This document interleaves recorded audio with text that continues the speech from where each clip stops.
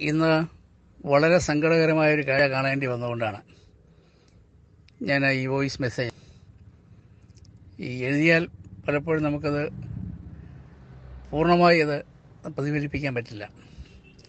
പറയുമ്പോൾ അത് സ്പോണ്ടേനിയസ് ആയിട്ട് കാര്യങ്ങൾ വന്നു പോകും. ഞാൻ ഇന്ന് രാവിലെ എൻ്റെ മൂത്ത സഹോദരിയുടെ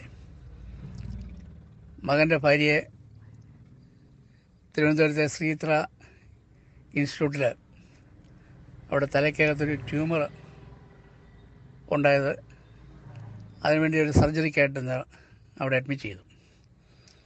ആ അഡ്മിഷന് അതിൻ്റെ 2-3-4 മണിക്കൂർ എടുത്തു.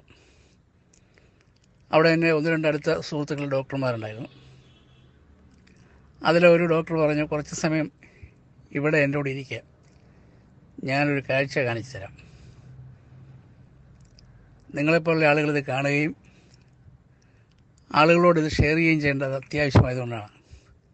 കുറച്ച് സമയം ഏതായാലും പുറത്ത് വെറുതെ ഇരിക്കേണ്ട, ഇവിടെ ഇരിക്കുക.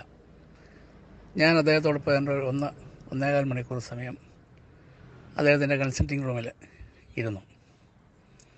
ആ സമയത്തുള്ളൊരു 7-8 കുഞ്ഞുങ്ങൾ, 2 വയസ്സ് മുതൽ 10 വയസ്സ് വരെയുള്ള പ്രായത്തിലുള്ള 7-8 കുഞ്ഞുങ്ങളെ പരിശോധിച്ചു.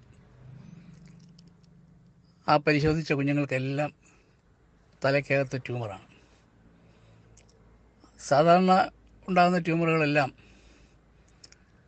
അപകടകാരികളാണോയെന്നില്ല. പക്ഷെ അദ്ദേഹം പറഞ്ഞത് ഇവിടെ വരുന്ന ഇന്ന് 100ഓളം കുഞ്ഞുങ്ങളെ പരിശോധിക്കുന്നുണ്ട് 2 ഡോക്ടർമാർക്കായിട്ട്. കഴിഞ്ഞ ദിവസങ്ങളിലൊക്കെ പരിശോധിച്ചതിൽ 90% കുട്ടികൾക്കും ട്യൂമർ ബാധിച്ച ആളുകൾക്കെല്ലാം, തലയിൽ ട്യൂമറുള്ള കുഞ്ഞുങ്ങൾക്കെല്ലാം ക്യാൻസറാണ്.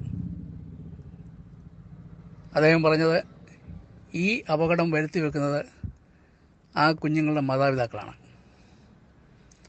കുഞ്ഞുങ്ങൾക്ക് കളിക്കാനായിട്ട് അവർ ബഹളമുണ്ടാക്കാൻ, ശാഠ്യമുണ്ടാക്കുമ്പോൾ അല്ലെങ്കിൽ സന്തോഷിപ്പിക്കാൻ ഒക്കെ നമ്മൾ കൊടുക്കുന്ന മൊബൈൽ ഫോണുകളാണ് ഈ ട്യൂമറുകൾ ഉണ്ടാകാൻ കാരണം.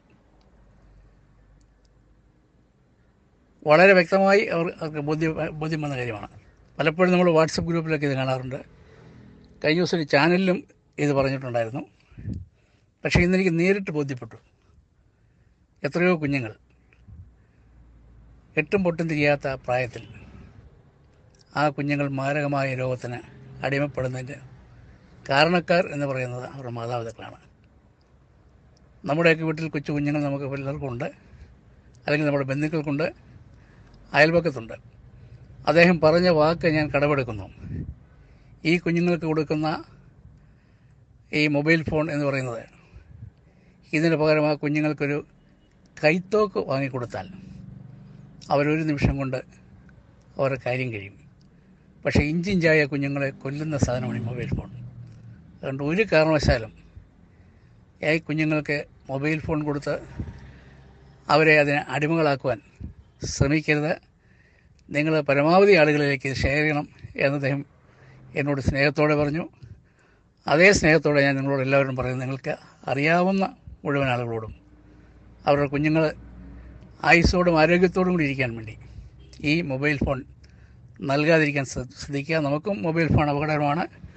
പക്ഷേ അതിനേക്കാൾ 10 ഇരട്ടിയോ 100 ഇരട്ടിയോ അപകടമാണ് കുഞ്ഞുങ്ങൾ ഇത് ഉപയോഗിക്കുന്നുണ്ട് എന്നുള്ള യാഥാർത്ഥ്യം നമ്മൾക്ക് പരിചയമുള്ള, അടുപ്പമുള്ള, സ്നേഹമുള്ള ആളുകളിൽ ഇതെത്തിക്കുക. എനിക്ക് എൻ്റെ ഒരു അനുഭവ സാക്ഷ്യമാണ്. ഞാനിന്ന് നേരിട്ട് കണ്ടൊരു കാഴ്ചയാണ്. അതുകൊണ്ടാണിത് ഇവിടെ ഷെയർ ചെയ്യുന്നത്.